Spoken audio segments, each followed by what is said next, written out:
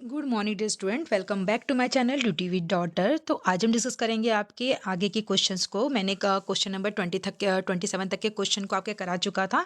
तो ये जो क्वेश्चन है आपके बहुत इंपॉर्टेंट क्वेश्चन है आपके एएनएम और सीएचओ, क्योंकि सीएचओ का भी जो क्वेश्चन है वो कम्युनिटी के लेवल का पूछा जाएगा।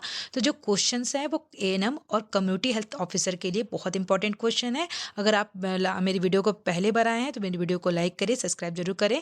अगर आप इस वीडियो को देख रहे हैं तो उससे कंटिन्यू देखिए और एंड तक इसे देखिए, क्योंकि ये वीडियो जो है आपके लिए बहुत हेल्पफुल रहेगी। तो चलिए वीडियो की शुरुआत करते हैं। क्वेश्चन नंबर 27 क्या बोल रहा है? Which of this in a cyanotic heart disease, इनमें से कौन सी कृष्णरणी नीला हृदय संबंधित बीमारी है? ठीक है, साइनोटिक हार्ट डिजीज कौन सी बीमारी है?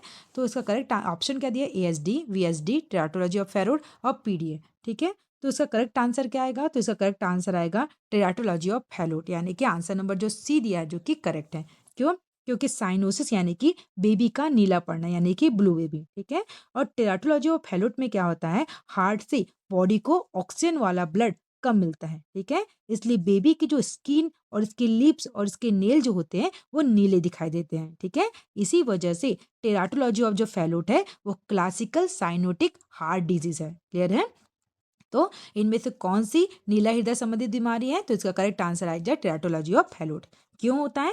क्योंकि टेराटोलॉजी ऑफ फैलोट में हार्ट से बॉडी को ऑक्सीजन वाला जो ब्लड है वो कम मिलेगा। अगर बॉडी में बच्चे को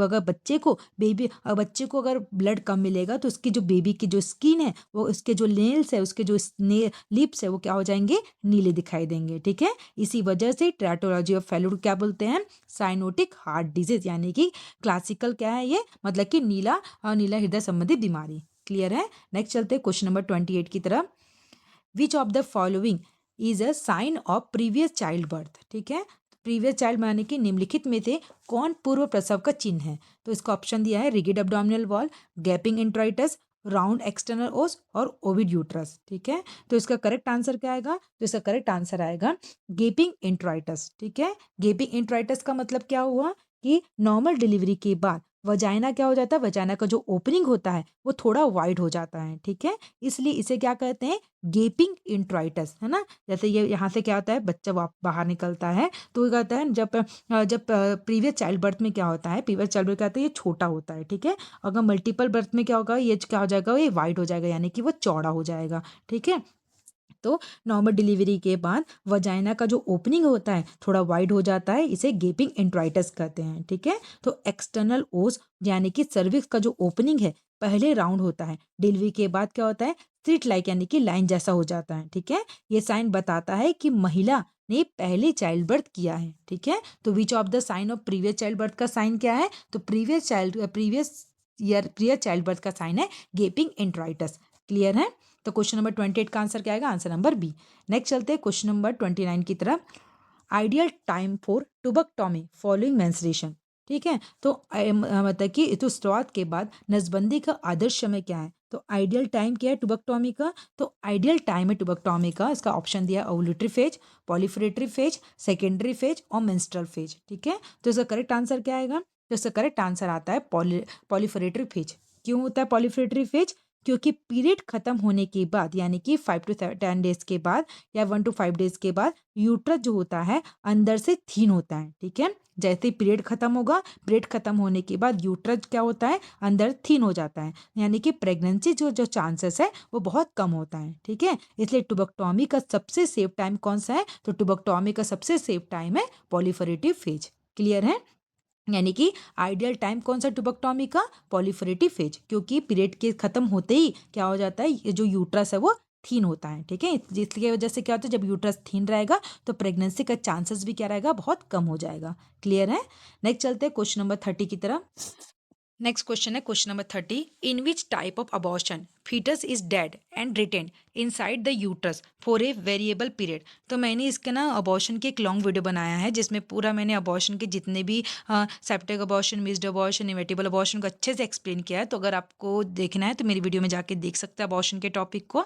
तो इसी टाइप का जो क्वेश्चन पूछा गया है कि in which type of abortion foetus is dead and retained inside the uterus for a variable period, यानी किसी प्रकार के गर्भात में भ्रूण निष्पाण और एक परिवर्ती काल के लिए गर्भाशय के अंदर रखा हुआ है तो क्या होता है, तो इसको ऑप्शन दिया है मिस्ड अबॉर्शन यानी असफल गर्भपात, ऑप्शन बी थ्रेटनेड अबॉर्शन यानी कि संकटकालीन गर्भपात, ऑप्शन नंबर सी इन्वेटिबल अबॉर्शन यानी कि अनिवार्य गर्भपात, और इनकम्प्लीट अबॉर्शन यानी कि अपूर्ण गर्भपात। तो इसका करेक्ट ऑप्शन क्या आएगा, तो यानी कि क्या बोल रहा है, इन विच टाइप अबॉर्शन फीटस क्या है, डेड हो चुका है, लेकिन क्या होता है ये रिटेन इन यूट्रस, यूट्रस के अंदर ही है, गर्भाशय के अंदर ही रखा हुआ है, तो इस टाइप के अबॉर्शन को इस टाइप के अबॉर्शन को क्या कहेंगे, तो इसका करेक्ट आंसर आता है आंसर नंबर ए मिस्ड अबॉर्शन। ठीक है, क्या बोलेंगे इसको, मिस्ड अबॉर्शन। ठीक है, क्या होता है, बेबी क्या है यूट्रस में ही मर जाता है पर बाहर एक्सपेल नहीं होता है, यानी कि ये बेबी यूट्रस के अंदर ही क्या है, बच्चा है ना, बच्चा यूट्रस के अंदर ही मरा हुआ है, बट ये बाहर नहीं निकला, यानी कि बाहर एक्सपेल नहीं हुआ, यानी कि एक्सपेल आउट नहीं, यानी कि बाहर नहीं होता है। ठीक है, कई हफ्तों तक अंदर ही रुका रहता है ना, ब्लीडिंग नहीं होती, पेन भी नहीं होता, इसे क्या कहते हैं, तो इसे कहते हैं मिस्ड अबॉर्शन। इसमें क्या होता है, इसमें क्या कहता है, मदर को ना ब्लीडिंग होगी ना ही पेन होगा। ठीक है, वो कई हफ्तों तक बच्चा कहता है अंदर ही मर जाता है ना, बाहर नहीं एक्सपेल नहीं होता है, तो इस टाइप का अबॉर्शन को क्या कहेंगे, तो इस टाइप का अबॉर्शन को कहा जाता है मिस्ड अबॉर्शन। तो क्वेश्चन नंबर 30 का आंसर क्या आएगा, आंसर नंबर ए। क्लियर है, नेक्स्ट चलते हैं क्वेश्चन नंबर 31 की तरफ।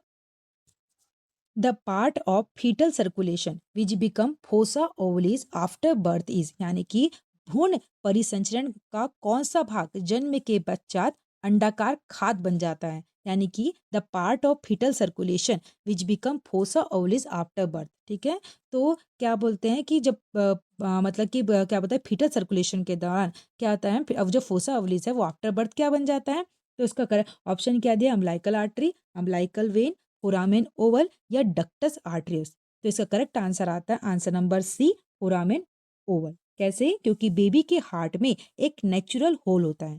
क्लियर, करेक्ट है, क्या होता है जब बेबी मतलब कि जब फीटल के हार्ट में ना, बेबी के हार्ट में एक नेचुरल होल होता है, जिसे क्या कहते हैं, जिसे कहते हैं फोरामेन ओवल।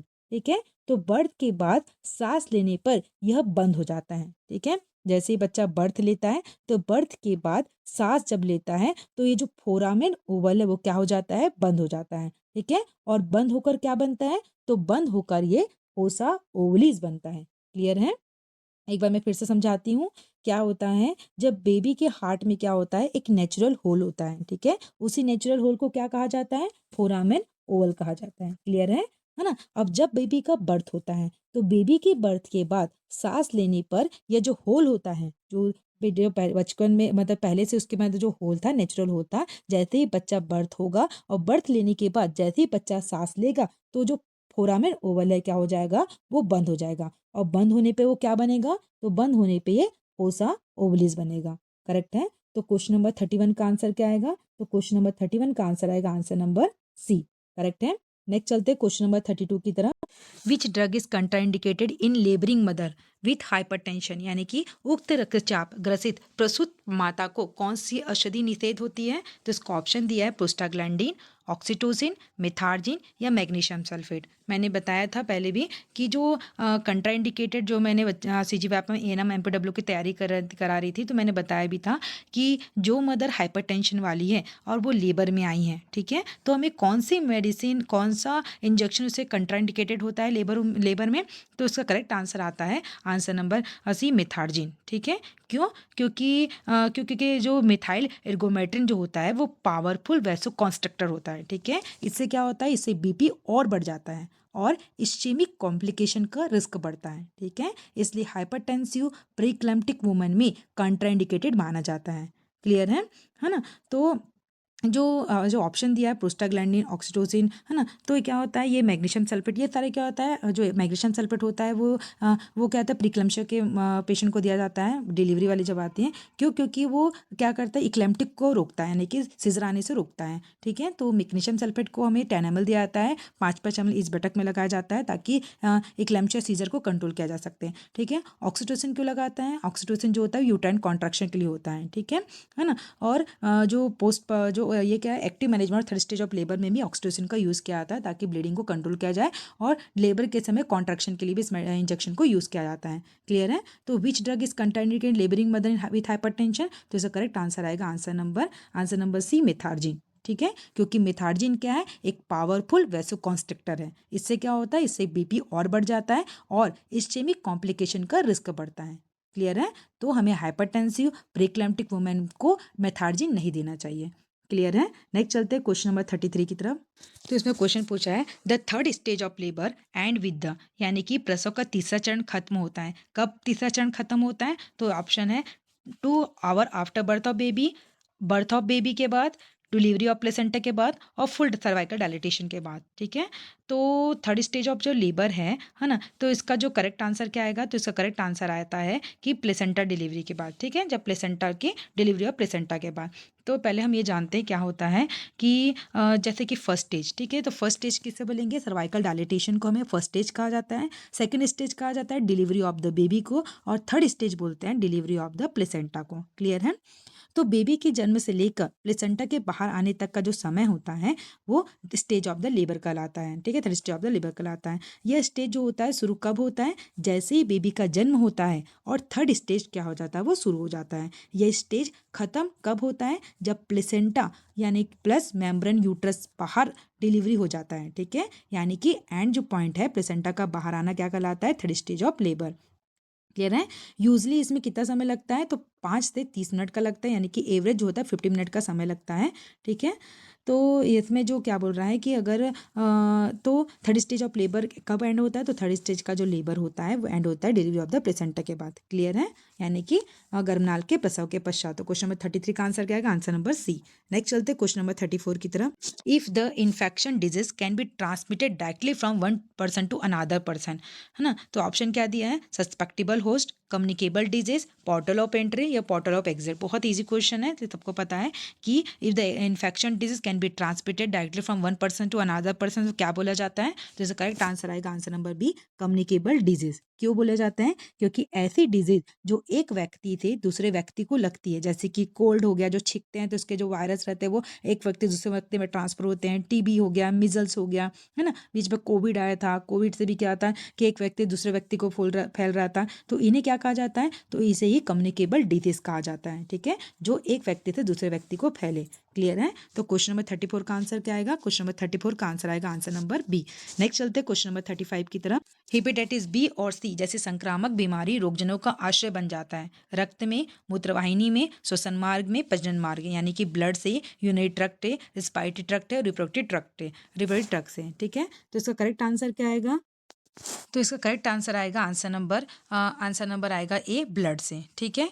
कैसे? जो इन्फेक्शन डिजीज होता है ना, तो इन्फेक्शन डिजीज कहते हैं हेपेटाइटिस बी और जो सी है। ठीक है, हेपेटाइटिस बी और हेपेटाइटिस जो सी दिया है वो क्या होता है? बिकम रिजर्वर पैथोजेंस कैसे रिसीवर होते हैं? तो इसका करेक्ट आंसर आएगा आंसर नंबर ए, ब्लड से। ठीक है, क्योंकि हेपेटाइटिस बी वायरस और एचसीवी जो होता है वो खून के जरिए फैलता है ना, ब्लड ही इनका मेन रिजर्वर होता है। ठीक है, अनसेफ नीडल, ट्रांसफ्यूजन या सेक्सुअल कॉन्टैक्ट से फैलते हैं। तो जो इन्फेक्शन डिजीज जो होता है, जो हेपेटाइटिस बी और हेपेटाइटिस जो सी होता है, 4 पैथोजेंस इन कौन होता है? आंसर नंबर ए करेक्ट है, answer number A, blood. Correct है। नेक्स्ट चलते हैं क्वेश्चन नंबर 36 की तरफ। To sterilise surgical instrument and surgical dressing, यानी कि शल्यक्रिया उपकरण और शल्यक्रिया ड्रेसिंग को निर्जीवाणु करने के लिए क्या यूज़ किया जाता है? तो मतलब कि स्टेलाइज करने के लिए सर्जिकल इंस्ट्रूमेंट, सर्जिकल ड्रेसिंग को कैसे स्टेलाइज करते हैं? तो ऑप्शन दिया, autoclave is use, soap and water use, ethylene oxide gas is use, ये केमिकल आर यूज। तो सबको पता है कि क्या सर्जिकल इंस्ट्रूमेंट को, सर्जिकल ड्रेसिंग को क्या यूज़ करते हैं? ऑटोक्लेव का यूज़ करते हैं। ठीक है, तो ऑटोक्लेव में स्टीम प्लस प्रेशर से जर्म और जो स्पोर्स होते हैं वो खत्म हो जाते हैं। ठीक है, तो नॉर्मल टेम्परेचर नहीं रहता, एक हाई टेम्परेचर इस्तेमाल होता है, यानी कि 121 डिग्री सेल्सियस में करते हैं, है ना, 15 से 20 मिनट के लिए करते हैं, 15 IBS होता है। और सर्जिकल इंस्ट्रूमेंट, ड्रेसिंग, है ना, स्टेलाइज करने का ये बेस्ट तरीका होता है ऑटोक्लेव। 121 डिग्री सेल्सियस में करते हैं, 15 से 20 मिनट में करते हैं, 15 IBS में करते हैं। करेक्ट है। तो क्वेश्चन 30 का आंसर, 36 का आंसर क्या आएगा? आंसर नंबर ए। नेक्स्ट चलते हैं क्वेश्चन नंबर 37 की तरफ। नेक्स्ट क्वेश्चन है question number 37। Hospital acquired infection are often related to poor hand washing, यानी कि अस्पताल में होने वाले संक्रमण प्रायः निम्न हस्त प्रक्षालन तथा संबंधित है। ऑप्शन दिया, poor urinary tract urine output, poor perennial hygiene, urinary drainage bag और इम्प्रॉपर क्या है? कैथेटर केयर, है ना। तो अगर आप इम्प्रॉपर कैथेटर केयर, अगर आप पुअर हैंड वॉशिंग करेंगे, अगर आप हैंड वॉशिंग अच्छे से नहीं करेंगे तो क्या होगा इसको, तो इसके क्या होने के चांसेस है, तो इसको यूरिनरी ट्रैक्ट इन्फेक्शन होने के चांसेस है, यानी कि पुअर यूरिनरी कैथेटर। मतलब कि अगर आप कैथेटर का केयर नहीं करेंगे तो क्या हो सकता है, इसको यूरिनरी ट्रैक्ट इन्फेक्शन होने के चांसेस है। हॉस्पिटल एक्वायर्ड इन्फेक्शन से क्या होने के चांसेस, इसको यूरिनरी ट्रैक्ट इन्फेक्शन होने के चांस। अगर प्रॉपर कैथेटर केयर नहीं करेंगे, पुअर हैंड वॉशिंग रहेगा, ठीक है, तो इसका करेक्ट आंसर क्या आएगा, आंसर नंबर डी। तो ये थे आप लोग के इंपॉर्टेंट क्वेश्चन। अगर आप लोग को ये वीडियो अच्छी लगी होगी, अगर आप लोग को कुछ समझ नहीं आया होगा तो आप मुझे जरूर कमेंट कर सकते हैं। अगर आपने वीडियो अच्छी लगी तो मेरी वीडियो को लाइक सब्सक्राइब जरूर करें, शेयर जरूर करें।